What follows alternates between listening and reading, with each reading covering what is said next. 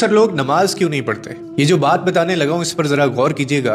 ایک دوست نے اپنی نماز شروع کرنے کی وجہ بیان کرتے ہوئے کہا کہ میں بہت آسانی سے نمازی بن گیا۔ پوچھا گیا کیسے، تو بتانے لگا کہ ایک دن میں کلاس میں بیٹھا ہوا تھا اور اسلامیات کا مضمون تھا۔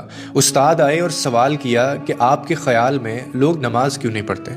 ایک بچے نے معصومیت سے کہا کہ سر جو لوگ مر گئے ہیں شاید وہ نماز نہیں پڑھتے۔ پھر دوسرے بچے نے معصومیت سے بولا کہ سر جنہیں نماز نہیں آتی شاید وہ نماز نہیں پڑھتے۔ اس کے بعد ایک اور بچے نے کہا کہ سر جو مسلمان نہیں ہیں وہ نماز نہیں پڑھتے۔